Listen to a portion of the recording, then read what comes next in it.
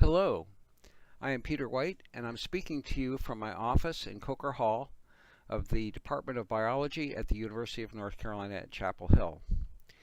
For the next 20 minutes, I'm going to share with you my thoughts on the future of botanical gardens. This is a version of a talk I've given many times, usually under the title, The Conservation Garden. I'm recording this version in recognition of the 50th anniversary of the North Carolina Botanical Garden, which is being celebrated in 2016. I also call it a message in a bottle. I'll be speaking broadly about what botanical gardens should be doing. I don't know if anyone will ever look in this bottle or read these thoughts, but here we go. The talk is also based on 28 years that I served as director of the North Carolina Botanical Garden, 28 years of conversation with staff, volunteers, students, and supporters, and I have to recognize all of their contributions.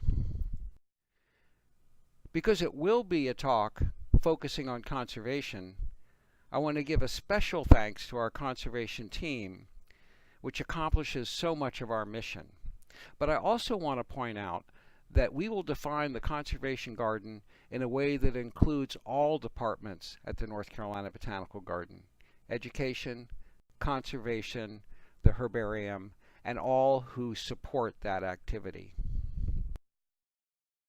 This is my outline: new lures, botanical garden futures, the ecological frame, the conservation garden, bottom up and top down, concluding thoughts. I take my title of this section of the talk from an article that was published in the New York Times in 2010, Botanical Gardens Look for New Lures. The article made the case that gardens were not just focusing on horticulture, but they were doing a wide variety of activities, like teaching cooking classes and healthy lifestyles, yoga, horticultural therapy, food and community gardening, children's gardens and family activities, highlighting the arts in gardens like sculpture, poetry, and music, doing conservation, whether of endangered species or by preserving and restoring nature itself. They were introducing the public to ecological issues like pollinators, and more broadly, they were talking about sustainability. We do all those things at the North Carolina Botanical Garden. I want to take those same elements and pull them together around something more important and central, a conservation mission defined to include biodiversity and people in an ecological frame. My own chancellor once complained that the university homepage was too much about azaleas and not enough about academics. It wasn't enough about classrooms and research laboratories. Now, personally, I wish those azaleas were native azaleas, of which we have many beautiful species in the southeast. But it does point out a danger.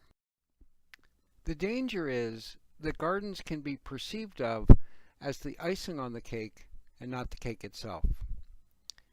So let's fix that by going for deep and significant connections to social and environmental issues, as many botanical gardens are doing now. And I should point out that gardens have professors and students. They are outdoor classrooms and outdoor laboratories. Part 2, the ecological frame. Gardens are ecosystems. No zoo is without plants, and some call themselves zoological gardens. No garden is without animals.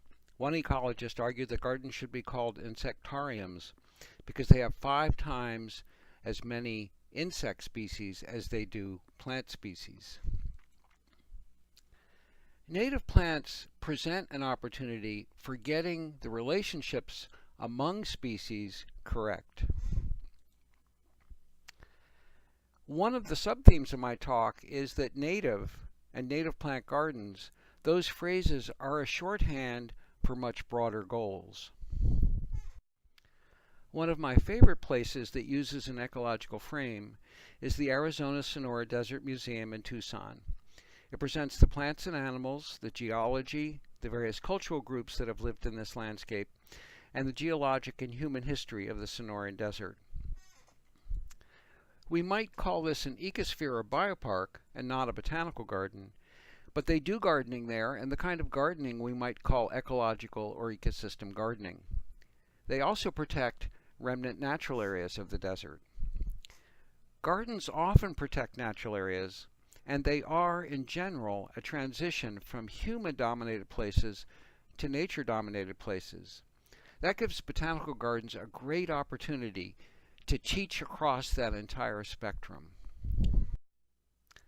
One question we could ask about the ecological frame is, does this broadening from garden to that ecological frame lessen the importance of plants? I'll answer no, and I'll use a quote from our founding director, Richie Bell. "Plants aren't important," he once said, "unless you like to breathe, eat, take medicine, wear clothes, or build houses." Plants are the energetic foundation of almost all life and almost all ecosystems, and they have a central place in the ecological frame. There is another reason that the ecological frame is important. People are part of ecosystems and should be included in the ecological frame. Lack of ecological literacy is a problem in today's world. Ecological literacy is based on science and knowledge and experience, the beauty, enjoyment, respite, and inspiration we take from plants, gardens, and nature. Botanical gardens are perfectly positioned to do both of these elements. The third section of my talk, the conservation garden. I arrived in Chapel Hill in 1986, and we soon began to discuss the conservation mission. Based on those discussions, I published an article in the Public Garden in 1996 titled "In Search of the Conservation Garden." I'll define the conservation garden in two ways. First, the bottom-up way, I will define the conservation garden through 8 programs of the North Carolina Botanical Garden. And second, the top-down way, I'll use Bill McDonough's Hanover principles to define the conservation garden. The Conservation Garden 1, Sustainable Gardening. This is bringing the best environmental practices into the world of gardening. The Conservation Garden 2, Conservation through Propagation.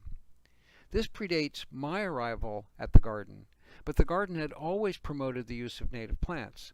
The danger is that using native plants in gardens will result in damage to wild populations through wild collecting. And so the staff developed a policy to promote to the public that plants used in gardens should be gotten from propagated sources, not from wild collection. The Conservation Garden 3, Natural Areas. This was the idea that remnants of nature on botanical garden lands are not blank spots to be considered for future development, but can have value as natural areas, that we should conserve those natural areas and restore them to their best condition. The Conservation Garden 4, Nature's Context. This is gardening with ecological relationships in mind, like pollinators and seed dispersers. Also, native plants and those ecological relationships help us develop a sense of place. Nature presents an ever-changing quilt of biodiversity, and each place has its own unique combination of those elements.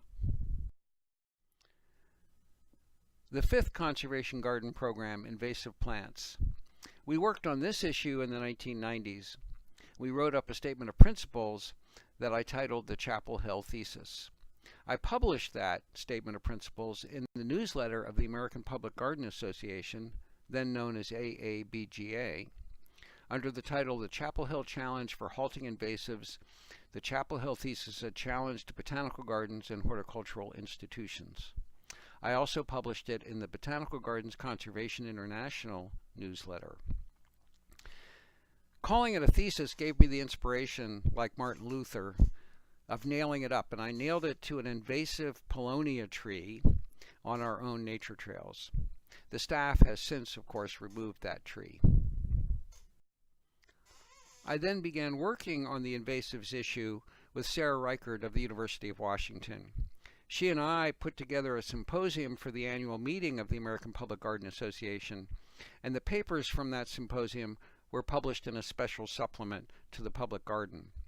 My article was called "A Bill Falls Due: Botanical Gardens and the Exotic Species Problem."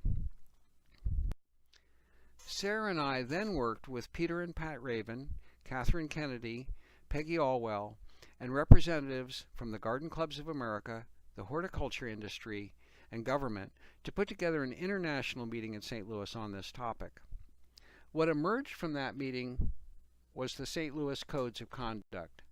That's a statement that can be adopted voluntarily by individuals or institutions that will lessen the role of gardening and horticulture in the spread of invasive species. The problem is not just that gardens import species that may become invasive in surrounding landscapes. It's also that they distribute species, sometimes to a wide geographic area. Botanical garden seed lists, even before the internet, often went out globally. And with the internet, that interchange of seeds is all the more easy. So we enacted a new policy. The new conservation policy: we will distribute seeds and plants within a 12-state region of the Southeast, from the Mississippi River to the Atlantic Ocean, and from the Gulf of Mexico north to Kentucky, West Virginia, Maryland, and Delaware. We use that geographic zone as a kind of shorthand for avoiding the risk that the seeds that we sent out would cause problems in new landscapes. Our goal is to reduce the risk of new exotic plant invasions that impact our natural areas, and to encourage the use and appreciation of native plant seeds from local sources. Our hope is that our revised seed distribution policy will result in an increased appreciation of your region's unique local flora and nurture the growth of all regional botanical and horticultural institutions throughout the country. No one garden should supply seeds to a large geographic area. The Conservation Garden 6 Seed Banks. This is the collection of germplasm samples and creating a kind of Noah's Ark. That Noah's Ark is a last resort against extinction in the wild, and it provides material that can be used in restoration and reintroduction. However, unlike Noah, we have to worry about more than 2 individuals per species to capture genetic diversity, and we have to worry about more than 40 days of rain. The Conservation Garden 7, Research and Information. I take as my example here the UNC Herbarium. It's the largest collection of plant specimens in the Southeast, and it's vital to understanding the identity and distribution of plants in our area. We partner with other institutions to put information on the web, we generate databases, and we do public service based on this rich source of information. And last, the Conservation Garden 8, Education and Experience, providing information and providing positive experiences with plants and nature. A summary of the 8 programs of the Conservation Garden at the North Carolina Botanical Garden. Garden sustainably, practice conservation through propagation, protect and restore natural areas, garden in nature's context, eliminate invasive species from gardens and natural areas, develop seed banks as a last resort against extinction in the wild and for restoration, carry out research and provide information, provide education and experience for a wide audience. Now I'll define the conservation garden in the top-down way. Bill McDonough came to the Botanical Garden in the late 1990s, and he gave a speech that changed all our lives. His speech was based on the Hanover Principles designed for sustainability. He said that all human endeavors should be discussed under 5 headings. Earth for recycled, non-toxic, sustainably produced materials. Air for air quality indoors and out. Fire for energy use and renewable sources of energy. water, the lifeblood of both gardens and human life, and spirit, the spirit of all living things, of the staff, the volunteers, the visitors, but also the birds, the butterflies, the plants, the fungi, the nematodes, the insects. This became our second way of defining the conservation garden: earth, air, fire, water, and spirit. Those 5 words also became a kind of mantra at the garden, celebrating life's forces. Bill McDonough also said that we should go beyond sustainability. He wrote that we should judge a building not just by its energy use, but by the number of birds you can hear singing from its door. So I had some of my conservation biology students assess the bird diversity before the construction of our education center and then after. And we lost not one bird species. We passed Bill McDonough's test. Bill McDonough also said, let's talk about sustainability in a new way. If you think about sustainability, is it really that exciting? What if I asked you, how's your relationship with your husband, and you say sustainable? I would almost feel as if I had to say I'm sorry to hear that. So shouldn't we really be looking for something that is actually fecund, that's full of blood and vigor and excitement? Sustainability is a broad label. And so we can ask the question, is it too broad for plant diversity? I always feel like I have to remind my own sustainability office on campus that biodiversity, the protection of natural areas, and campus horticulture are sustainability issues. And what about that word green anyway? Permit me to go on a rant. Gardens had the word green first. Plants and photosynthesis are green, and they take carbon out of the atmosphere, so they're doubly green. I have a guilty confession. Yes, we built a green building at the North Carolina Botanical Garden, and it even has not 1, but 2 green elevators. One day I was giving a hard hat tour of the building when it was under construction, and I found myself standing at one of the green elevators, and I was beginning to explain that it was green, despite the fact there was no green color anywhere. And I came up with this proclamation, taking back the word green. As of 2008, anytime someone uses the word green for something that isn't a plant, that person is hereby fined 5 cents. A sustainable food supply is another important sustainability issue, but it can be hard to connect to that issue to the local food and community garden movements in gardens that focus on native plants, or to teach about global food issues and agricultural practices. There are ways in. Shared pollinators and pest control, those ecosystem services that are provided by the landscape around farms. And Native Americans had a wide variety of uses of native plant diversity in any landscape. The conservation garden idea does allow us to include community gardens more directly. And this is the Carolina Campus Community Garden of the North Carolina Botanical Garden. Almost no crop plants are invasive in surrounding landscapes, and gardening activities can be done in a sustainable way. Concluding thoughts. The North Carolina Botanical Garden is known for its emphasis on native plants. Native plants are essential, but I've argued in this talk that they are not sufficient by themselves. They are nested within the broader goals of the conservation garden. And about that word native, it can be hard to define in a world that's changing. We have to define native in a dynamic and ecological sense in a changing world. We have to avoid a defense of history just for history's sake. But we note that the definition of native is never arbitrary. It's contiguous with today's distribution. Future distributions arise from current ones. My last thoughts. Conservation is like a baton. We can't solve all problems for all time. We won't see a final solution, but we can pass on the world in the best possible condition that we can achieve during our lifetimes and our careers. The simplest definition of best is to pass on as much genetic and species diversity as we can.